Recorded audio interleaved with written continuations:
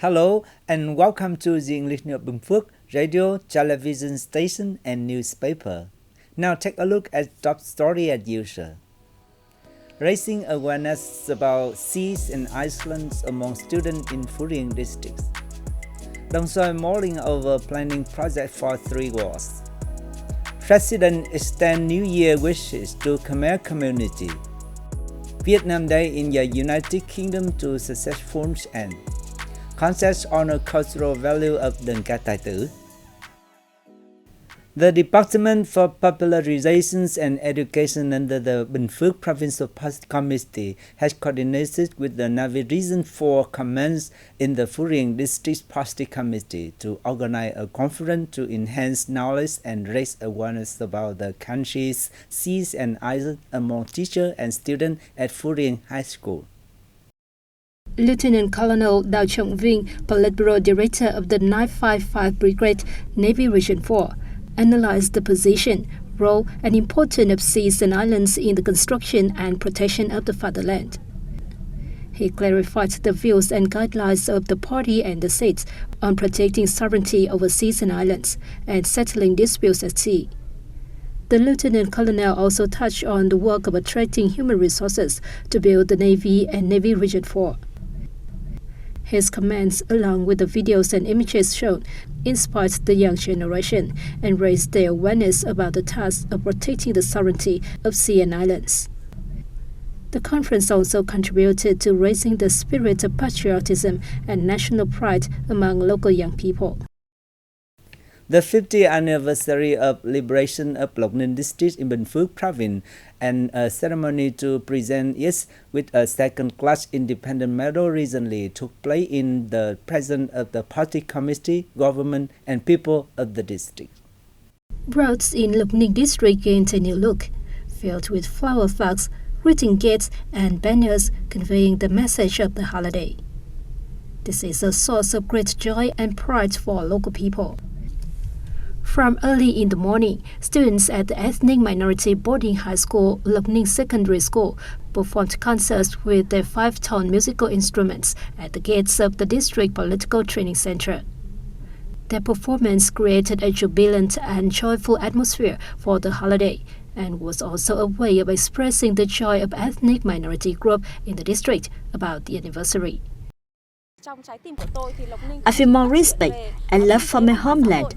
From a land of war, Lộc Ninh has grown up and become a rich and dynamic district. Local people are very proud of the historical traditions of the country and this land, from which they love their homeland even more.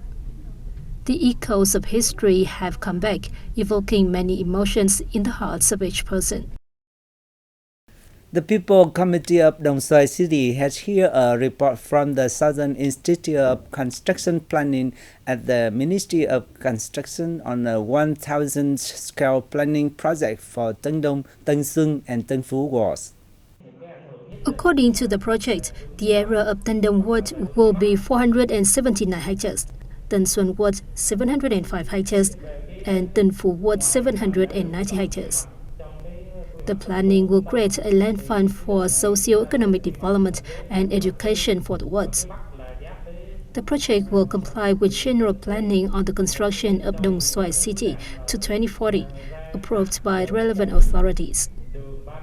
The approval of the planning project will form the legal basis for the city to implement detailed plans and call for investment.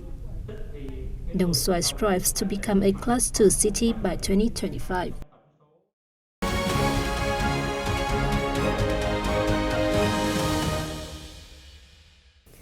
Ladies and gentlemen, President Nguyễn Xuân Phúc on April the 7th congratulated Khmer people on Chontanam Thame Festival, one of the biggest festivals of the Khmer ethnics.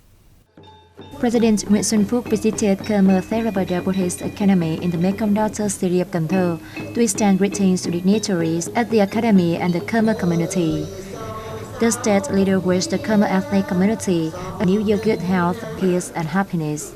He said that last year, thanks to efforts of the business community and people, including those from Khmer ethnic group, the country managed to control COVID-19 and started the socio-economic recovery process, ensuring social welfare and achieving positive outcomes in ethnic and religious affairs. Venerable Đào Như, Vice President of the Executive Council of the Vietnam Buddhist Sangha and head of the Academy, thanked President Phúc for the New Year wishes.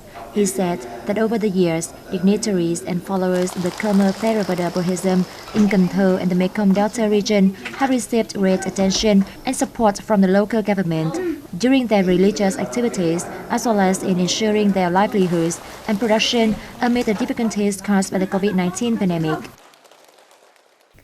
Prime Minister Phạm Minh Chính chaired a meeting on the National Steering Committee for Cybersecurity on April the 7th. Speaking at the meeting, Prime Minister Phạm Minh Chính said that Vietnam is accelerating digital transformation. He emphasized the need to ensure cyber safety and security to protect the interests of people and businesses. Vietnam ranks 25th among 194 countries, 7th in the Asia-Pacific region, and 4th in Southeast Asia in terms of cyber safety and security. The government leader requested that members of the steering committee, relevant ministries and branches urgently implement measures to ensure cyber safety and security, especially when digital transformation is taking place strongly. The government leader also pointed out several urgent tasks that must be dealt with immediately to meet requirements in the current situation. It is necessary to strengthen state management, improve technological, financial and human capacity to ensure cyber safety and security, he added. The World Bank has predicted Vietnam's GDP growth this year at 5.3%, down from the previous forecast of 6.5% issued last October. The projection was made in the World Bank's East Asia and Pacific Economic Update, April 2022, entitled Braving the Storms, that was launched virtually on April 5th. Explaining the revision, the bank pointed to the difficulties caused by Omicron variant of the COVID-19 pandemic, which has led to surge in infections. Considerable impacts of oil import, which is equivalent to 3% of the GDP, and higher import prices of other materials like iron and steel. Though Vietnam was recognized as one of the countries that have gained the most advantages and made the most use of opportunities to expand trade, that fact has also made it more vulnerable to external shocks. This means the country needs to be more successful in building and completing its social security system. In the economic update, the World Bank predicted overall economic growth for East Asia and the Pacific at 5% in 2022, 0.4 of a percentage point less than expected in October. Ladies and gentlemen, the Vietnam Day in the United Kingdom 2022 recently wrapped up, leaving a good impression about the Southeast Asian country our British and international friends. The program, organized by the Vietnamese Embassy, started on March 28th and featured a variety of events on culture, sports, trade, investment, tourism promotion, education cooperation, green transition, renewable energy, fintech, startup, and innovation. It took place on the occasion of the Platinum Jubilee of Queen Elizabeth II and marked the resumption of people-to-people exchange between the two countries after an over 2-year hiatus due to the COVID-19 pandemic. The program, with a diversity of activities, created a major opportunity for foreign friends to come to know images of Vietnam. Vietnam is one of the first countries to hold cultural and dress exchanges in the UK over the last 2 years. The event has created more opportunities to boost cooperation in all fields between Vietnam and the UK. Participating in the program, British investors spoke highly of Vietnam's investment climate with an open and consistent policy, a transparent business environment, and high political stability. They said they believed that Vietnam is a potential partner for educational cooperation because of the high demand for tertiary and high school education.